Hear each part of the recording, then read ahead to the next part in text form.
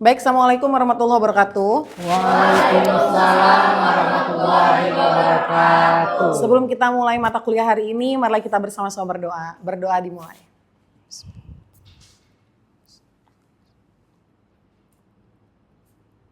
Berdoa selesai. Gimana kabarnya hari ini teman-teman? Alhamdulillah, luar biasa. Allahu Akbar. Yes. Wah, semangat sekali ya. Boleh tepuk tangan dong buat kita semua. Oke, Ibu izin berdiri boleh? Boleh. Ibu pengen ngabsen dulu ya. Siapa yang hari ini gak masuk? Ada 2 orang, Bu. Oh, siapa? Dia sama Nabila. Oh, baik. Ada yang tahu nggak hari ini kita belajar mata kuliah apa? Apa? Bisa dilihat di depan sini. Oke, mata kuliah apa jadi? Oke, Ibu izin perkenalan dulu ya. Nama Ibu adalah Putri Handayani, SIKMIKOM, CPS CPR. Ibu yang akan mengampu selama 1 semester di perkuliahan Public Relation ini, pengantar Public Relation. Adapun Ibu ingin menjelaskan mengenai RPS, rencana pembelajaran semester kita selama 1 semester. Tapi Ibu pengen kenal juga nih, teman-teman udah kenal sama Ibu kan ya, namanya Ibu Putri.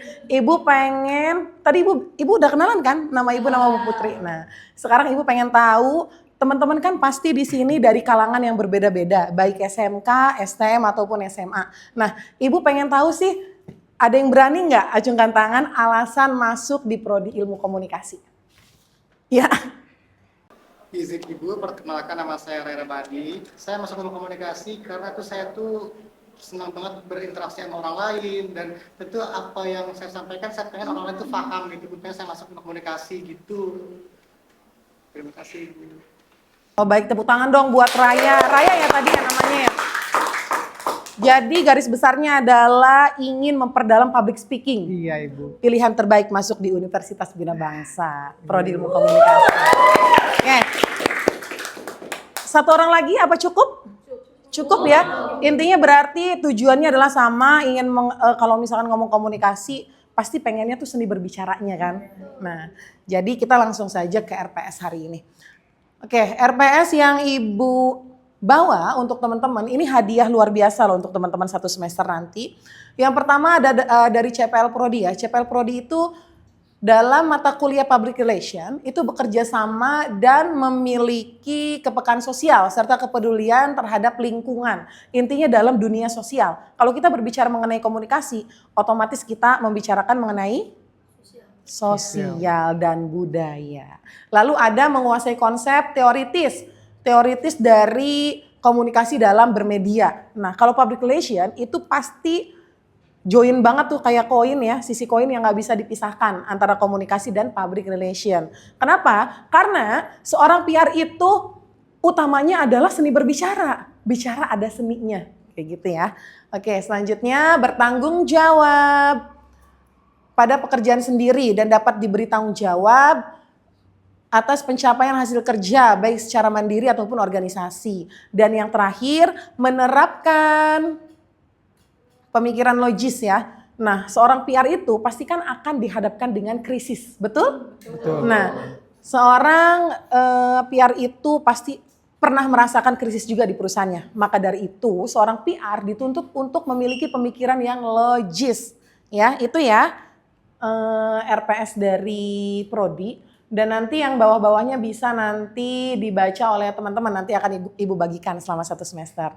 Baik, selanjutnya Ibu mau menjelaskan tentang kontrak kuliah. Oke.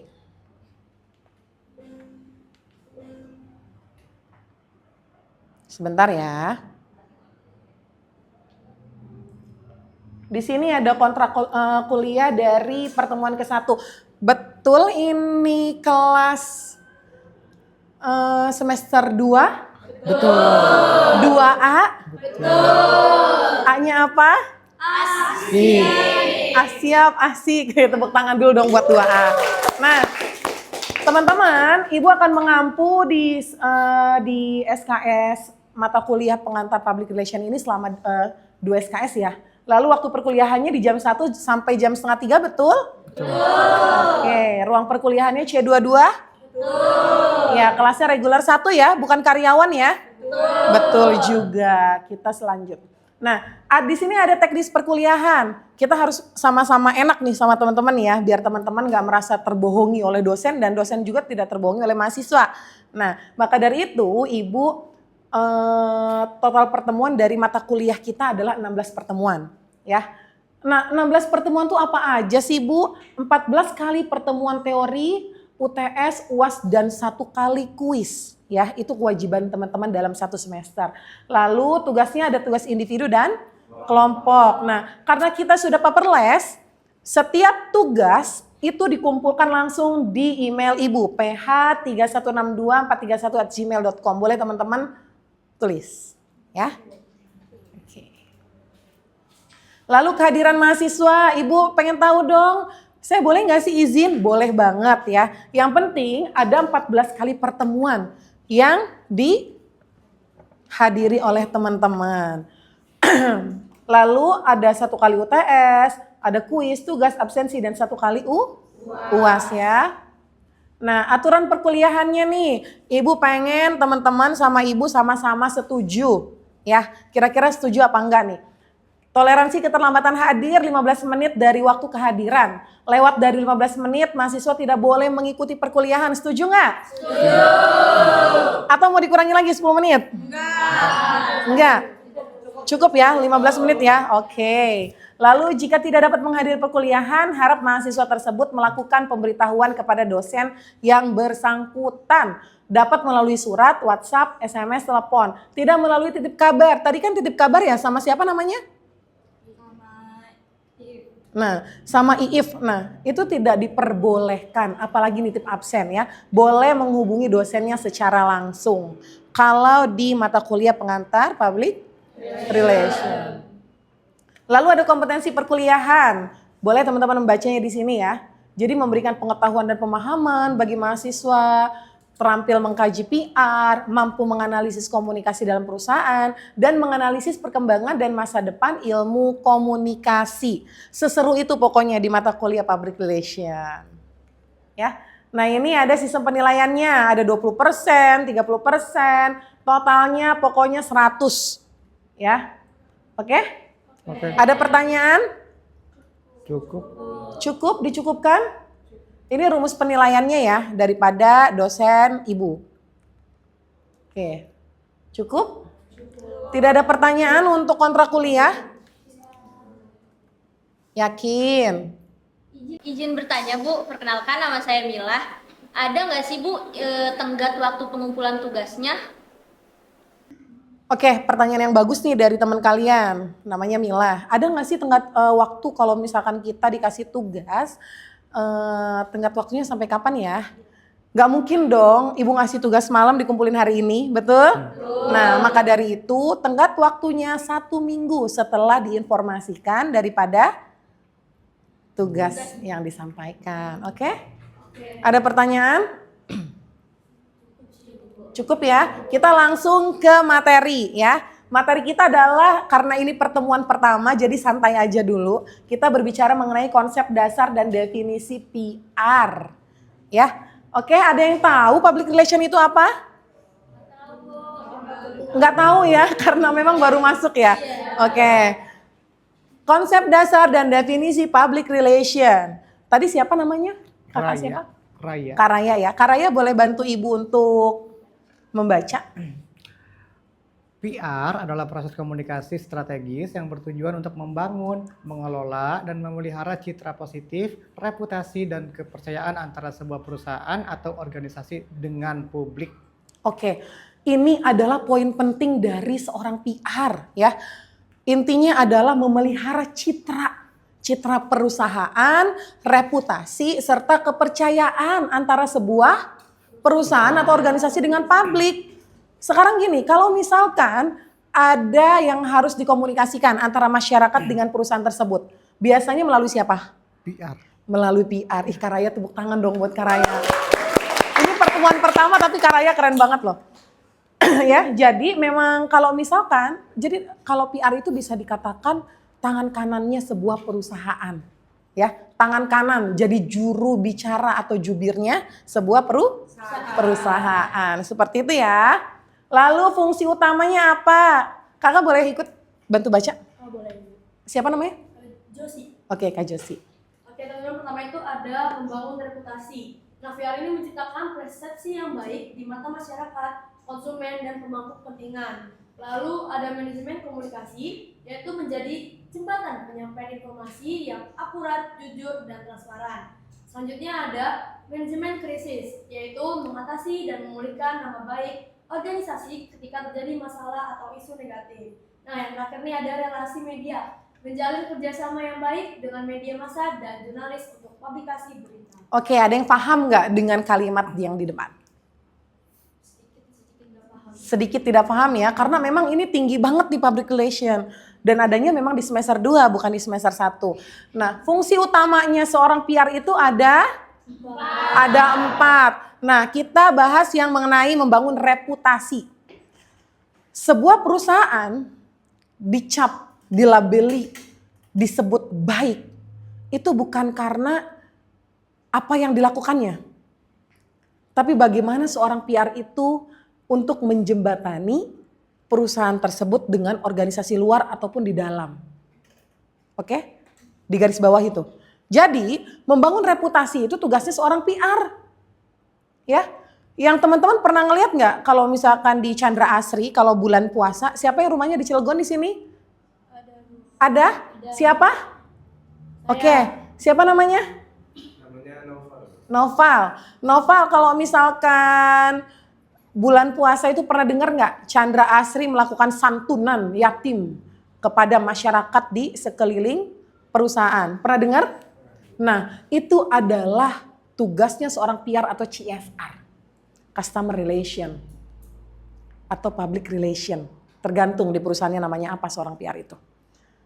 Itu sebenarnya adalah strategi. Strategi untuk membangun reputasi. Oh, Chandra Asri mah udahlah baik. Chandra Asri mah suka nyantunin anak yatim. Chandra Asri mah suka ngasih beras gratis. Ini tugasnya seorang PR, membangun reputasi kepada masyarakat. Lalu yang kedua kepada konsumen. Teman-teman pernah ngedenger nggak kisahnya Indomie? Ini menarik nih, kisah Indomie. Pernah dengar? Ada seseorang yang ngekos, dia anak kuliahan. Lalu dia beli Indomie di Madura. Beli Indomie di Madura nih. Ketika dia buka mie tersebut, nggak ada bumbunya. Pernah dengar nggak? Iya. Pernah ya? Nah akhirnya si laki-laki tersebut nge-WA di customer service si Indomie. Lalu apa yang dilakukan pihak Indomie? Mengirim satu dus untuk si konsumen tersebut. Membangun reputasi kepada konsumen. Strategi PR juga. Supaya apa sih konsumen nggak kecewa. Lalu yang ketiga pemangku kepentingan. Jangan teman-teman kira seorang PR itu cuma urusannya sama masyarakat. Dia juga teknik lobby dan negosiasi. Dengan siapa? Dengan investor. Dengan siapa lagi? Pemilik kepentingan. Dengan pemerintah. Dengan media. Media juga pemangku kepentingan loh. Oke, paham sampai sini? Paham. Sip. Lalu ada manajemen komunikasi, menjadi jembatan penyampaian informasi yang akurat, jujur, dan transparan. Tahun 2025, Chandra Asri lagi nih. Ada yang rumahnya dekat Chandra Asri? Ada? Nggak ada ya? Chandra Asri ada masalah kebocoran tahun kemarin. Pernah dengar? Nah, kebocoran ini ya, apa namanya, alat ya atau mesin ya di pabrik tersebut. Tapi CPR itu bilangnya lagi ngebuang limbah. Sebenarnya nggak akurat dan nggak jujur dan nggak transparan, tapi dia menjadi jembatan penyampaian informasi pada krisis tersebut dan segera diperbaiki oleh PR-nya. 1 kali 24 jam masalah ini akan terselesaikan dan benar akan terselesaikan dan dia memberikan jembatan penyampaian informasi kepada masyarakat tersebut. Itulah tugas seorang PR ya. Lalu ada manajemen krisis. Nah, mengatasi dan memulihkan nama baik organisasi ketika terjadi masalah atau isu negatif. Teman-teman, Pernah dengar nggak kasusnya lumpur lapindo? Pernah. Tahun berapa? 2006. 2006. Siapa yang lahir di 2006 di sini? Saya. Waduh, itu lagi lumpur lapindo itu. Nah, lumpur lapindo kenapa sih namanya lumpur lapindo bukan lumpur Sidoarjo? Padahal kan terjadinya di Sidoarjo, di Surabaya. Tapi kenapa disebut lapindo? Karena saat itu yang melakukan kelalaian adalah PT Lapindo Brantas. Namanya PT Lapindo Brantas ya, teman-teman. Nah, mengatasi dan memulihkan nama baiknya gimana? PT Lapindo Brantas punya siapa sih? Abu Rizal Bakri. Abu Rizal Bakri, bukan Abu Bakar As-Siddiq loh. Masya Ya. Abu Rizal Bakri. Nah, itu bagaimana mengatasi dan memulihkannya? Di mana? Betul, diberikan kompensasi dari perusahaan tersebut kepada masyarakat yang terdampak. Memberikan biaya hidup, memberikan tempat tinggal. Intinya bertanggung jawab lah. Nah itu menangani manajemen krisis bagi seorang PR. Tapi tetap ditanya dulu nih. Nggak ditanya secara langsung ya, kamu pengen apa nih? Rumahnya kena lumpur gitu kan. Nggak kayak gitu. Tapi melakukan apa dulu? Riset dan analisis. Dan setelah itu dinegosiasi. Seperti itu ya. Lalu ada relasi media. Menjalin kerjasama yang baik dengan media massa dan jurnalis untuk publikasi berita. Jangan dikira teman-teman nih Chandra Asri ya bikin acara santunan nggak diinfokan ke orang-orang, kepada masyarakat. Pasti diinfokan. Sekecil apapun acaranya atau eventnya pasti akan diinfokan oleh PR-nya melalui media. Biasanya berbentuk press release ya. Oke. Ada ruang lingkup aktivitasnya nih. Nah, tadi kan udah Ibu singgung nih press release ya. Di sini ada siaran pers, acara atau event sama tanggung jawab sosial. Nah, siaran pers ini seperti tadi itu, kalau kegiatan-kegiatan semua dibuat Press release. dipublikasikan ya, melalui media, baik media digital ataupun koran. Nah, acara eventnya apa? Kayak tadi tuh Chandra Asri bikin apa? Santunan anak yatim. Lalu ada tanggung jawab sosialnya gimana? Mengelola program kepedulian lingkungan. Biasanya menanam 1000 pohon. Santunan anak yatim juga termasuk ke kepedulian lingkungan gitu ya. Lalu ada 4 kemampuan utama yang wajib dimiliki seorang PR. Siapa kan namanya Kak? Kak Alia boleh bantu ini enggak? Kemampuan utama yang wajib dimiliki seorang public relation atau PR meliputi keterampilan komunikasi, menulis, membangun relasi, dan manajemen krisis. Nah, modal utama seorang PR itu ada 4 ya. Keterampilan komunikasi. Kenapa tadi sudah Ibu singgung? Keterampilan komunikasi adalah seni berbicara. Karena yang dijual seorang PR itu adalah seni berbicaranya. Kalau misalkan misalkan teknik industri gitu ya, kita sebutlah teknik industri. Apa yang dijual dari seorang teknik industri? Kemampuan, skill, apalagi?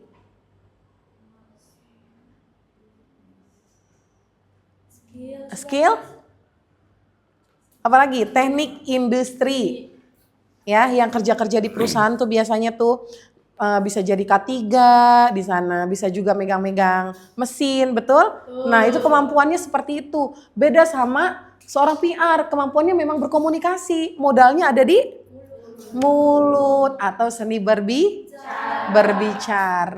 Nah, yang kedua menulis tadi ya, menulis berita atau press release. Jadi gimana caranya seorang PR itu mampu mempersuasif masyarakat melalui tulisan-tulisannya. Oke? Nah, lalu ada membangun relasi. Jangan teman-teman kira seorang PR itu cuma kerjanya gitu aja. Dia juga membangun relasi. Untuk apa? Untuk kepentingan. Kepentingan siapa? Perusahaan. Wah, saya mau ngebangun relasi nih sama media ini. Katakanlah media X. Kepentingannya apa? Oh, setiap saya ada event-event nanti akan diliput sama si media tersebut. Dan nanti ada nilai plus, ada nilai tambah untuk perusahaan. Bahwasannya perusahaan kami itu aktif dalam membuat acara. Seperti itu. Lalu ada manajemen krisis yang tadi udah dijelaskan ya. Manajemen krisis, seorang PR itu kalau misalkan dia punya masalah di perusahaannya, dia yang membuat strategi. Oke, next ya. Nah, sejarah perkembangannya ini ada 4 teman-teman di Indonesia. Sejarah perkembangan PR di Indonesia. Nah, Ibu sedikit menceritakan aja ya garis besarnya ya. Dulu pada masa awal kemerdekaan ya, jadi praktik humas itu tercatat pertama kali pada 18 Agustus ketika Presiden Soekarno menunda sidang PKI untuk memberikan keterangan pers. Nah, ini tanggal 18, kita merdeka tanggal 17 Agustus tahun 45 gitu ya. Tanggal 17 Agustus 45 kita merdeka. Tapi siapa yang tahu kita merdeka? Paling hanya segelintir orang yang ada di Jakarta. Aduh, gimana caranya nih? Nginfoin ke masyarakat Indonesia yang dari berbagai macam lingkungan pulau-pulau supaya mereka tahu kalau kita udah merdeka loh dari penjajahan. Caranya gimana nih? Maka dibuatlah seorang humas. Dulu namanya humas, hubungan masyarakat. Lalu semakin tahun semakin berkembang menjadi namanya jadi beken lah, yaitu public relation. Nah, tahun 1950-an akhirnya divisi hubungan pemerintah dan masyarakat. Nah, dulu tuh namanya Hupmas. Apa Hupmas? Oke, nah pertama kali dibentuk sama siapa? Justru bukan sama pemerintah tapi melalui PT Pertamina yang kemarin habis naik itu kan Pertamax. Itu ya. Nah, tahun 1962 akhirnya ada Presidium Kabinet PM Juanda mengeluarkan instruksi resmi agar setiap instansi pemerintah wajib membentuk divisi humas. Nih di tahun 1962 wajib ya setiap pemerintahan harus ada humasnya katanya. Lalu di era digital hingga saat ini PR tidak hanya berfokus pada media konvensional, namun telah berevolusi menggunakan saluran digital, media sosial, dan strategi kehadiran online untuk menjangkau publik secara langsung. Dan akhirnya terbentuklah nama PR sampai hari ini. Ya. Nah, kegiatan PR, ada konferensi pers, CSR, kampanye media sosial, dan media gathering. Konferensi pers itu biasanya kalau misalkan perusahaan tersebut itu habis ngadain event, habis ngeluarin produk, peluncuran produk, atau ada masalah yang harus diklarifikasi. Itu disebut dengan konferensi pers. Jadi mengundang para awak media gitu ya, mengundang secara resmi, duduk bersama-sama, ada petingginya, petinggi perusahaan tersebut, ada humasnya, ada yang bermasalahnya, ada penengahnya, legalnya, dan itu biasanya disaksikan oleh para awak media gitu ya. Lalu ada CSR, Corporate Social Responsibility. Nah ini juga sama, masih satu tim sama PR ya. Lalu ada kampanye media sosial. Biasa, seorang PR itu pokoknya bermainnya di media. Wajib banget itu, harus bisa menguasai media. Lalu ada media gathering untuk mempererat relasi dengan jurnalis. Gathering itu apa sih? Gathering, pernah dengar nggak? Gathering pabrik. Gathering perusahaan, ya biasanya mengadakan acara event pertemuan, gitu ya. Oke. Nah krisisnya nih, krisis PR-nya ada 4, skandal etika, pelayanan, krisis media sosial, masalah produk dan keamanan, masalah manajemen dan internal isu. Skandal etika itu contohnya yang mana? Masalah dari maskapai Unit Airlines ketika terjadi insiden penyeretan penumpang dari dalam pesawat yang memicu kecaman global. Pernah dengar infonya? Atau yang lagi booming lah, tahu KRL? Yang ada pelecehan katanya tuh. Nah pihak KRL itu kan angkat tangan, betul? Angkat tangan dan tidak mau bertanggung jawab. Nah itu disebut dengan krisis skandal etika dan pelayanan. Akhirnya yang jelek satu perusahaan dan minta maaf ujung-ujungnya.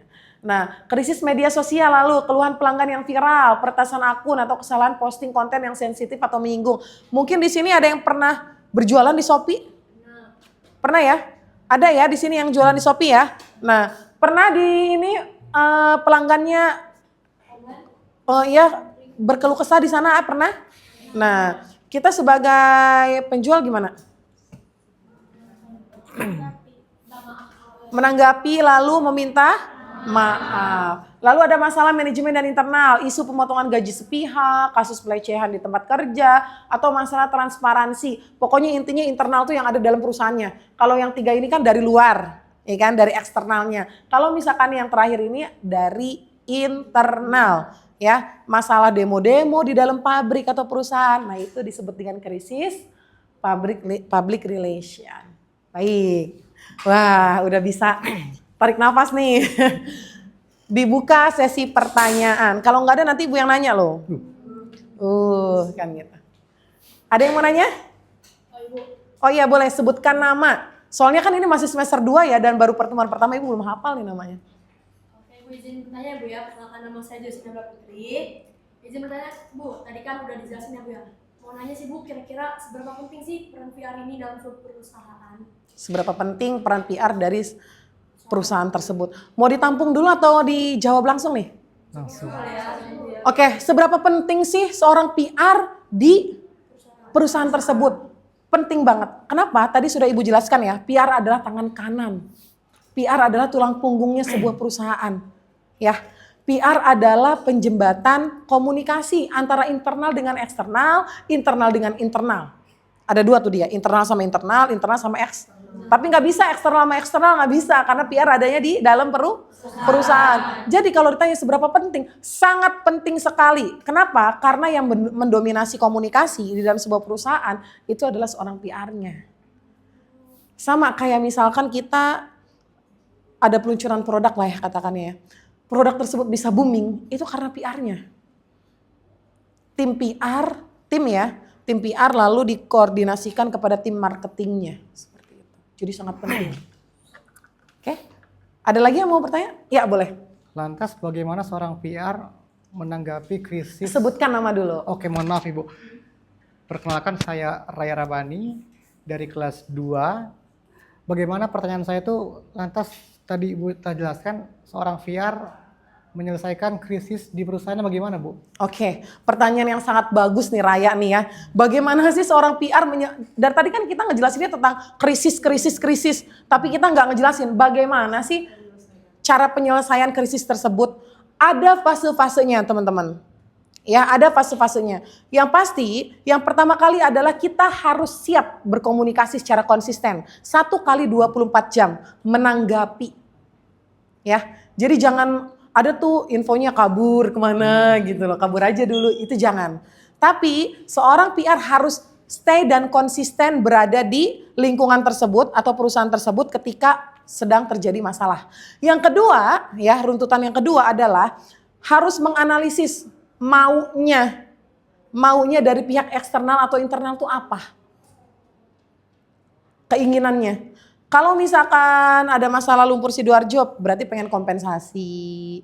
Kalau misalkan masalah internal, berarti dia pengen naik gaji. Seperti itu. Jadi kita harus menganalisis yang kedua. Dan tahap terakhir adalah kita harus berempati.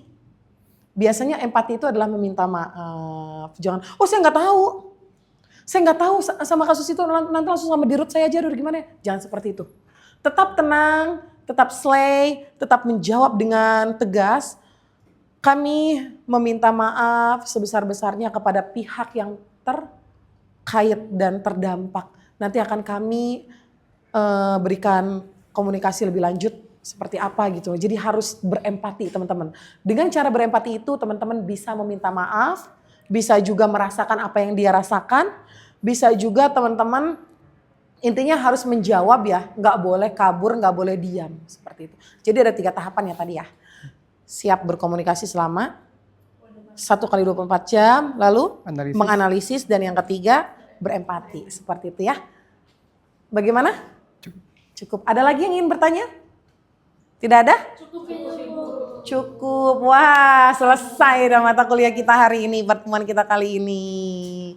Oke, mungkin sedikitnya teman-teman sudah jauh lebih paham ya definisi dan konsep dasar dari seorang public relation, khususnya di perusahaan. Karena memang teman-teman kuliah di Uniba, Universitas Bina Bangsa ini, prodi ilmu komunikasi, sudah pasti tujuan utamanya adalah kalau nggak jadi PR, jurnalistik, betul? Di sini konsentrasinya ya? Ada 2 itu ya? Ya. Nah, jadi Ibu harap semoga nanti kita ketemu lagi ya di pertemuan kedua. Tetap semangat seperti ini, oke? Siap ya, Bu. Oke, Ibu akhiri. Terima kasih atas kehadirannya. Wassalamualaikum warahmatullahi wabarakatuh. Waalaikumsalam.